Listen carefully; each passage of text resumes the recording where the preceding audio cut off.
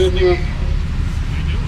He said the rivers of justice have been muddied in my courtroom for 9.5 months, and he banged his gavel on the table and dismissed all the charges.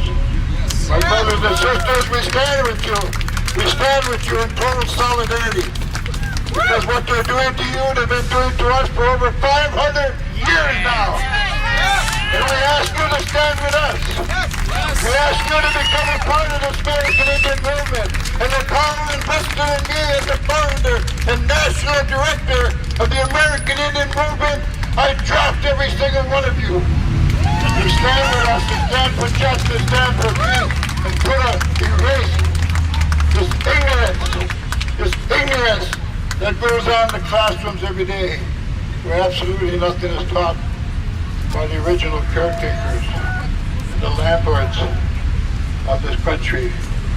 I thank you very much. If my brother Bill is here, I'd like to ask him to say just a few words here.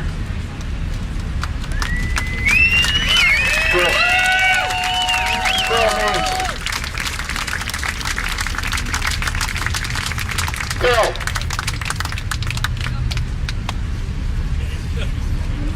Coming right here. Let's have a hand for William Means. He's a Vietnam veteran. Told me once he knew the war was all over when his little Vietnamese would come from bare naked with dynamite tied on the belly and run right into him. He's part of this great movement we're talking about, Means. Good afternoon, ladies and gentlemen, warriors. It's an honor to be here on behalf of the American Indian movement. You know, when the judge dismissed the case, it was one of the most famous cases of its time. At the time, it was the longest criminal trial in history, and we used to have to deal with the Justice Department every day. One of the things that came out for here, some of you might have read a book by a local FBI agent in charge. His name was Joseph Trimble. It said AIM, American Indian Mafia, they call us. But what he didn't say in the book is that the judge banned him from the courtroom because they found out that he got illegal wiretaps. Not only that, they used the Indian people who worked for the telephone company to install them. Those Indian people who supported us in Wounded Knee came forward at the trial and said they were the ones that installed the illegal wiretaps. So the judge banned the regional director of the FBI from the courtroom for lying to him all the time. At another occasion, the FBI was constantly acting as if they had been, should we say, trained, or if they had been given the advanced testimony of some of our witnesses. And so as William Kunstler was cross-examining one of the agents, he noticed that the door behind the judge, it was kind of cracked a little bit. So while he was questioning, he went and kind of eased towards that door, and all of a sudden he jerked it open, and two agents fell into the courtroom. They were all listening. Before they come on for their turn, they would listen to what's going on. These are the things that the FBI will do. They will invade your home. They will invade your privacy. They will coerce witnesses. They will fabricate evidence. They will use our tax dollars to basically fabricate any kind of charges they want. So unless we have people like yourselves to stand up for truth and justice, then the FBI wins. Because we know that they want to criminalize movements like this. That's the way that they get you, is to make you spend all your money in court. And so you don't have the money to organize against the real injustice. So you have to keep in mind also they will infiltrate even your own family if necessary. So you always have to be, this is not to create paranoia, but you have to be diligent. You have to know who you're organizing with. You have to know who your friends are. We expose many agents who the FBI paid during the course of our trial.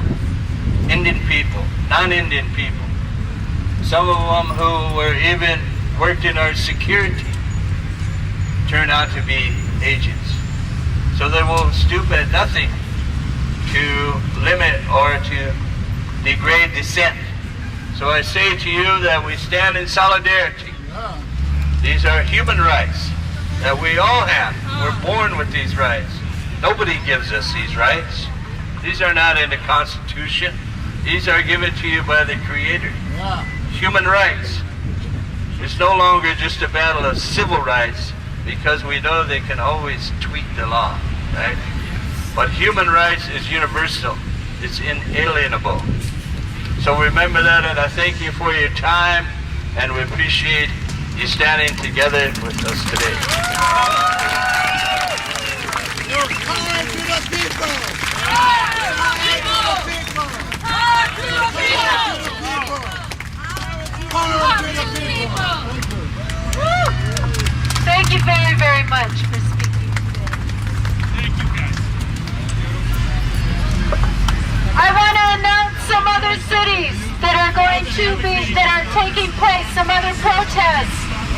Tomorrow on Tuesday, there will be protests in New York City, New York, in Newark, New Jersey, Philadelphia, Pennsylvania, Washington, D.C., Boston, Massachusetts, Detroit, Michigan, Raleigh, North Carolina, Asheville, North Carolina, Atlanta, Georgia, Los Angeles, California, Tucson, Arizona. And we also heard that there is a protest going on right now in Houston, Texas as well. Anti-war activists are under attack. What do we do? Stand up, fight back! Anti-war activists are under attack. What do we do? Stand up, fight back! Anti-war activists are under attack. What do we do? Stand up, fight back! What do we do? Stand up, fight back! Thank you. To defend the rights of our sisters and brothers and our own against the FBI, it's going to cost a lot. Folks will be going around with buckets, so please donate. Next, we have Wayne Whitman from the Vets for Peace. He's a longtime labor activist, and he just got back from Colombia. Here he is. I'm next. My name is Wayne Whitman. I have been serving as the Veterans for Peace representative on the Iraq Peace Action Coalition, and I'm a card-carrying member of the Democratic Farmer Labor Party. I worked hard, gave money, and prayed for Barack Obama to be our elected President of the United States. The work, money, and prayers paid off as he was elected. I really expected that many of the threats I saw to my freedom initiated following the tragic occurrence in New York on September 11, 2001, would be critically reviewed and removed, and the real issues, such as the tragedy of 9/11, that are a threat to our personal freedom and values, be re-examined, and many of the questions that I am persistently asking myself, and the wars, occupation, and persecution we as a nation are involved in would get favorable attention. Needless to say, I am very disappointed and saddened by what I see has happened in my country. We have continued the wars and the occupation, and our money continues to finance oppression in other lands and pays for the FBI to harass people seeking peace and political change. If the FBI needs a real issue, they don't have to look very far. They can look at 9/11 and do as Colleen Raleigh does and alert us to what the real threats to our liberty really are. Thanks to y'all for coming out today and being here to show support for these wonderful people that I've worked with over the years, who I wonder what it is they do because the FBI is harassing them. Well, you know, we're all probably subject to that. I don't know what's going to happen when I get home now. Thank you very much.